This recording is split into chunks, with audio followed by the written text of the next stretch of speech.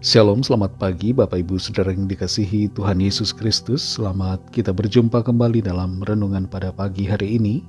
Doa dan harapan saya saudara semua ada dalam keadaan yang baik, sehat, penuh sukacita, dan berlimpah berkat Tuhan, serta yang terutama semakin teguh, setia mengasihi Tuhan Yesus. Sebelum kita mendengarkan renungan firman Tuhan, mari kita berdoa. Bapa dalam sorga, Bapa dalam nama Tuhan Yesus Kristus, Tuhan dan Allah kami yang hidup dan berkuasa, yang berdaulat atas segalanya. Terima kasih untuk hari baru ini. Kembali kami ada karena kemurahan Tuhan, dan karena Tuhan punya rencana yang baik buat kami. Saat ini kami mau mendengarkan sabda firman-Mu. Urapilah kami supaya kami mengerti dan mentaati setiap firman-Mu. Dalam nama Tuhan Yesus kami berdoa. Haleluya, amin. Saudara yang dikasih Tuhan, ayat firman Tuhan saat ini terdapat dalam kitab Kejadian pasal 6 ayat 8 dan 9. Tertulis demikian. Tetapi Nuh mendapat kasih karunia di mata Tuhan. Inilah riwayat Nuh. Nuh adalah seorang yang benar dan tidak bercela di antara orang-orang sezamannya. Dan Nuh itu hidup bergaul dengan Allah. Saudara yang dikasih Tuhan, Malala Yousafzai menjadi peraih Nobel termuda ketika ia memenangkan hadiah Nobel Perdamaian pada tahun 2014. Usianya saat itu masih 17 tahun. Dan ia diberikan penghargaan Nobel ini atas perjuangannya melawan penindasan terhadap anak-anak dan kaum muda serta kaum wanita di Pakistan. Nobel merupakan penghargaan yang diberikan kepada orang yang layak untuk mendapatkannya sesuai dengan kontribusinya yang positif. Berkaitan dengan penghargaan atau pemberian, kasih karunia Tuhan juga merupakan penghargaan atau pemberian kepada kita, meskipun sebenarnya kita tidak layak. Tapi dalam konteks tertentu, saudara, sebenarnya ada korelasi antara menerima kasih karunia Tuhan dengan sikap atau respon kita. Hal ini dapat kita lihat dari ayat-ayat yang kita baru baca. Dalam Kejadian 6 ayat 8-9, di situ tertulis, tetapi Nuh mendapat kasih karunia di mata Tuhan. Inilah riwayat Nuh. Nuh adalah seorang yang benar dan tidak bercela di antara orang-orang sezamannya. Dan Nuh itu hidup bergaul dengan Allah.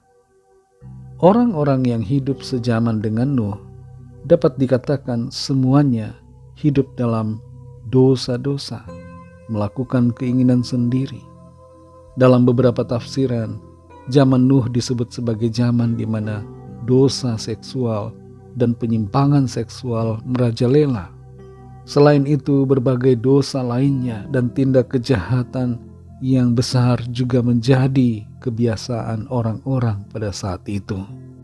Di zaman itu, umur manusia sangat panjang.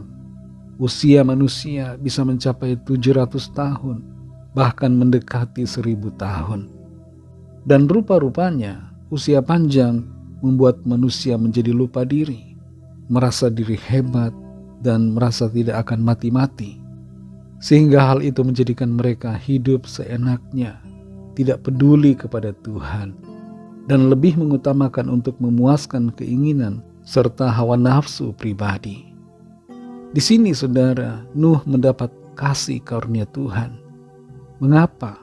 Mengapa yang lain tidak? Bukankah kasih karunia berarti suatu pemberian gratis yang diberikan Tuhan kepada orang yang tidak layak? Tapi di sini kita mendapatkan suatu pemahaman yang khusus tentang kasih karunia, yaitu bahwa kasih karunia Tuhan diberikan atau terjadi berhubungan dengan cara hidup kita yang berkenan. Mengapa Nuh mendapat kasih karunia Tuhan? Pertama adalah karena ia seorang yang benar, dan kedua karena ia hidup tidak bercela di antara orang-orang sezamannya. Dan yang ketiga adalah karena ia hidup bergaul dengan Tuhan.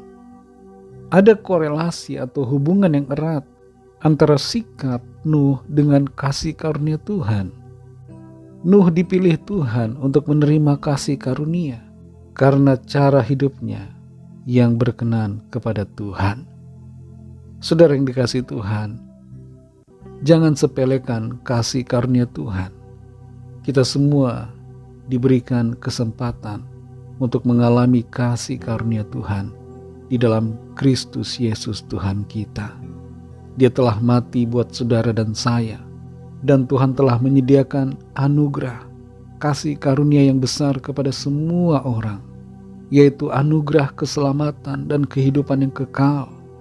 Tapi ada kondisi yang diminta oleh Tuhan dari kita, yaitu kita meresponi kasih karunia Tuhan dengan beriman percaya kepada Tuhan Yesus dan hidup taat melakukan kebenaran firman-Nya.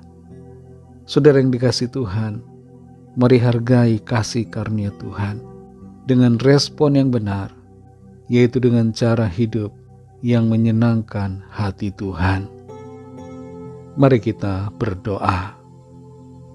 Terima kasih Tuhan Yesus, kami mengucap syukur untuk firman-Mu yang mengajarkan kepada kami supaya kami hidup sungguh-sungguh melakukan kebenaran, hidup bergaul dengan Tuhan, meresponi kasih karunia-Mu dengan cara hidup yang menyenangkan hati-Mu. Tolong kami supaya kami sungguh-sungguh menghargai karya salib-Mu, karya pengorbanan-Mu Tuhan Yesus, dan benar-benar menghargai anugerah-Mu, kasih karunia-Mu dalam hidup kami, dengan cara sungguh-sungguh hidup dalam iman, melakukan kebenaran, menuruti perintah Tuhan. Terima kasih Tuhan untuk firman-Mu. Tuntun kami terus Roh Kudus untuk kami semakin mengerti, semakin memahami akan kehendak-Mu, dan semakin kami dibaharui dari hari ke hari. Berkati kami Tuhan di sepanjang hari ini, dalam segala tugas aktivitas kami. Pimpin dan sertai kami, jadi pemenang-pemenang dalam segala perkara. Kami berdoa bagi yang sakit dan yang sedang dalam persoalan. Biarlah tangan Tuhan melawat dan menjamah setiap kami. Tuhan menyatakan kuasa, mujizat dan pertolongan-Mu bagi kami. Terima kasih Bapa. Hanya dalam nama-Mu yang kudus, nama Tuhan Yesus Kristus, kami sudah berdoa dan mengucap syukur. Haleluya. Mari sama-sama kita berdoa doa Bapa kami. Bapa kami yang di sorga, dikuduskanlah nama-Mu. Datanglah kerajaan-Mu, jadilah kehendak-Mu di bumi seperti di sorga. Berikanlah kami pada hari ini makanan kami yang secukupnya. Dan ampunilah kami akan kesalahan kami, seperti kami juga mengampuni orang yang bersalah kepada kami. Dan janganlah membawa kami ke dalam pencobaan, tetapi lepaskanlah kami daripada yang jahat, karena Engkaulah yang mempunyai kerajaan dan kuasa dan kemuliaan sampai selama-lamanya. Amin. Terimalah berkat Tuhan. Tuhan memberkati engkau dan melindungi engkau. Tuhan menyinari engkau dengan wajah-Nya dan memberikan kasih karunia. Tuhan menghadapkan wajah-Nya kepadamu dan memberikan damai sejahtera. Berkat anugerah dari Bapa Surgawi, kasih karunia dari Tuhan Yesus Kristus, dalam persekutuan dengan Roh Kudus, menyertai kita semua, sekarang ini dan sampai Maranatha Tuhan Yesus datang kembali, dan bahkan sampai selama-lamanya. Dalam berkat nama Tuhan Yesus Kristus, haleluya, amin. Puji Tuhan, saudara yang dikasihi Tuhan, saya percaya firman Tuhan menjadi berkat dan kekuatan buat saudara semua, dan Roh Kudus akan menolong saudara untuk lebih lagi memahami kebenaran firman Tuhan. Tuhan Yesus memberkati saudara semua. Sampai jumpa dalam renungan yang berikutnya. Haleluya.